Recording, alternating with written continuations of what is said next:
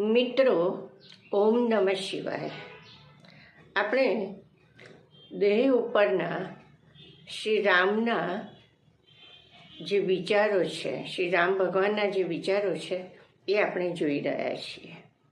એમાં આપણે એક બીજો શ્લોક સમજવાનો પ્રયત્ન કરીએ કે આ દેહરૂપી વૃક્ષમાં જીવ અને ઈશ્વરરૂપી બે પક્ષીઓએ માળા કરેલા છે.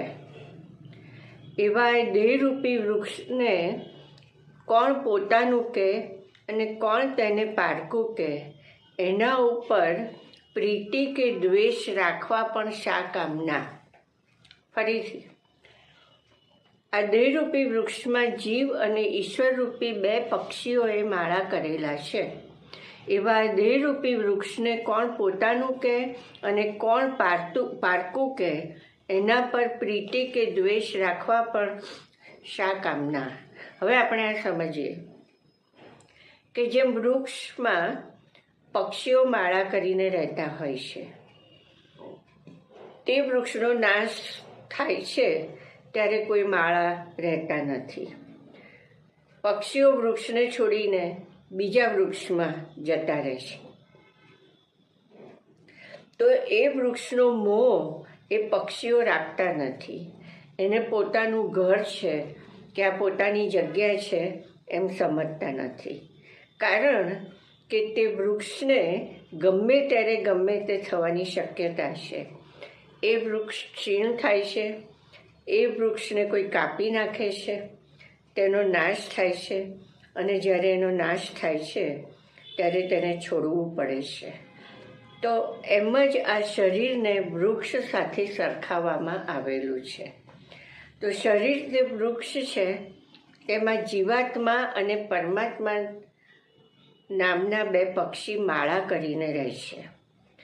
આ શરીરની અંદર આ જીવાત્મા અને પરમાત્મા બે જે રહેલા છે તે આ શરીરને ગમે ત્યારે ગમે તે જીવાત્માના કર્મ પ્રમાણે થવાનું જ છે અને કર્મ પ્રમાણે જ નાશ થવાનો છે જ. તો પછી શા માટે એને પોતાનું કહેવું કે પારકું કહેવું? નથી એ પોતાનું, નથી પારકું. કર્મ પ્રમાણે રહેવા માટે જીવાત્માને થોડોક સમય માટે આપવામાં આવેલું છે. આથી તેની ઉપર રાગ કે દ્વેષ શા માટે રાખવા? જો આ શરીર આપણું પોતાનું મિત્ર હોય જ તો રહે જ. જો આપણું પોતાનું જ હોય તો એમાં કોઈ જાતનો આપણે રોગ ના થવા દઈએ, એમાં કોઈ વિકાર ના થવા દઈએ, એમાં એને ક્ષીણ ના થવા દઈએ, એને કોઈ દુઃખ ના થાય તેવું કરીએ અને એનો નાશ પણ ના થાય. એને કશું જ આપણે ના થવા દઈએ. આપણે આપણી પોતાની રીતે જ રાખીએ, પણ આ કશું જ આપણે કરી શકતા નથી.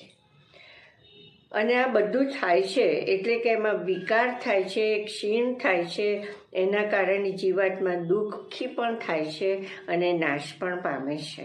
તો આ બધું જ થાય છે અને છતાં પણ એમાં રહેવું જ પડે છે. તેથી રહેવું જ પડે છે એટલે તે પોતાનું પણ નથી અને એને છોડીને જવું પણ પડે છે. અને એને છોડવું હોય, ધારો કે વ્યક્તિ કોઈ રોગથી સખત હેરાન થતો હોય તો એને છોડવું હોય તો એ છોડી પણ શકતો નથી. એટલે એને પારકું પણ કેવી રીતે કહેવાય? કર્મ કર્યા છે એ પ્રમાણે એ કર્મના ફળ ભોગવવા માટે રહેવું પડે છે. તો આ શરીર ઉપર આપણે પ્રીતિ કે દ્વેષ કઈ રીતે રાખી શકીએ? આગળનો શ્લોક જોઈએ પછી કે પાળી પોષીને મોટા કરેલા શરીરો મરણને અવસરે જીવની સાથે જતા નથી. તો આવા કૃતજ્ઞ શરીર પર બુદ્ધિમાનોને આસ્થા શાની હોય? ફરીથી, પાળી પોષીને મોટા કરેલા શરીરો મરણને અવસરે જીવની સાથે જતા નથી. તો આવા કૃતજ્ઞ શરીર પર બુદ્ધિમાનોને આસ્થા એટલે કે વિશ્વાસ કઈ રીતે હોય. આ શરીરને હવે આપણે સમજીએ કે આ શરીરને ઉત્તમ રીતે આપણે સારામાં સારી રીતે સાચવ્યું હોય, આ શરીરને આપણે જે માફક આવે એમ સારામાં સારું એને ખવડાવ્યું હોય તો પણ એને ક્યારેક કશુંક તો થવાનું જ છે. આપણે એવા બધા જ પ્રયત્ન કર્યા હોય કે એને ક્યારે કશું જ ના થાય, એવા બધા જ પ્રયત્ન કર્યા હોય છતાં પણ એમાં ગમે ત્યારે ગમે તે થાય છે.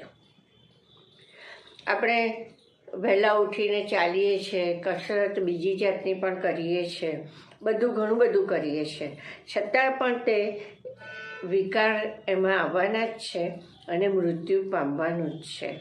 અને જ્યારે જીવ એમાંથી નીકળે છે ત્યારે આ શરીર એની સાથે જતું નથી, એ અહીં જ રહે છે. તો પછી આ શરીરને માટે આપણે વિશ્વાસ કેવી રીતે કરીએ? આ શરીર ઉપર વિશ્વાસ મિત્રો રાખી શકાય એવું છે જ નહીં. આ શરીરને આપણે હું કહીએ છીએ અને એટલે કે આપણે બતાવીએ છીએ કે આ હું છું અને આ મારું શરીર છે. ઓળખાણ આપીએ છીએ ત્યારે આપણે શરીરને બતાવીએ છીએ. ગમે ત્યાં કંઈ થાય તો હજુ સહન થાય, પણ શરીરને કંઈ પણ થાય તો એ સહન કરવું અઘરું પડે છે, કારણ કે એ સતત સાથે છે. અને એટલી બધી આપણી એનામાં દ્રઢ નિશ્ચયાત્મક બુદ્ધિ થઈ ગઈ છે કે મારું જ છે, છતાં મૃત્યુને કોઈ જ રોકી શકતું નથી, અટકાવી શકતું નથી. ગમે તેટલા પૈસા હોય તોય કોઈનું આયુષ્ય ખરીદી શકાતું નથી, કોઈનું આયુષ્ય લંબાવી શકાતું નથી. તો આ શરીરનો નાશ તો થવાનો જ છે અને ગમે ત્યારે થવાનો છે અને કઈ રીતે થશે કોઈ જાણતું નથી. તો આ શરીરને મારું કઈ રીતે કહેવાય? એ ક્યારે પણ સાથે આવવાનું નથી. તો આવા કૃતજ્ઞ શરીર ઉપર આપણે વિશ્વાસ કેવી રીતે કરી શકાય?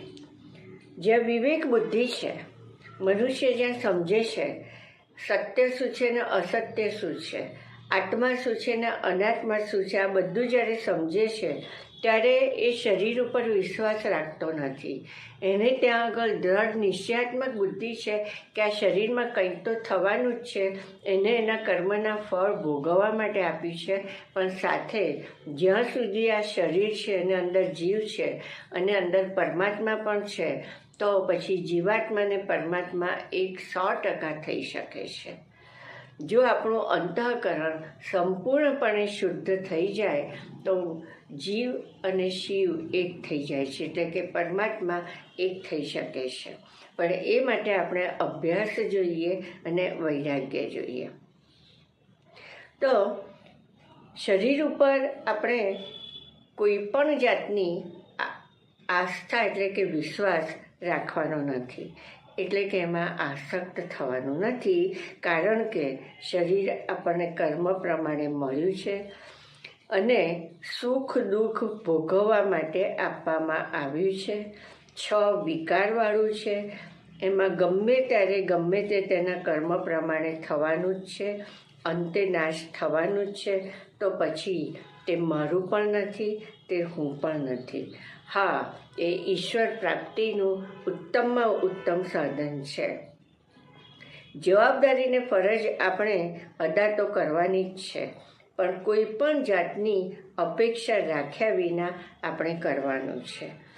તો આપણા કર્મના ફળ ત્યાં જ પતી જાય છે, વિરામ પામી જાય છે. અને આ શરીર જ્યાં સુધી છે અને અંદર જીવ છે ત્યાં સુધી આપણે પરમાત્માની સાથે એકાકાર થઈ શકીશું. તો આ શરીર તે આપણને આ રીતે આપવામાં આવેલું છે કે કારણ વિના તો આ શરીર આપ્યું નથી. ફળ તો ભોગવવાના જ છે, પણ સાથે સાથે આપણને ઈશ્વરની પણ એ પ્રાપ્તિ કરાવે છે. તો મિત્રો, આ શરીર ઉપરના શ્રી રામ ભગવાનના જે વિચારો છે, એમનું જે મંતવ્ય છે, આપણે અહીં સુધી રાખીએ છીએ અને આ સાથે હું પૂરું કરું છું. ઓમ નમઃ શિવાય.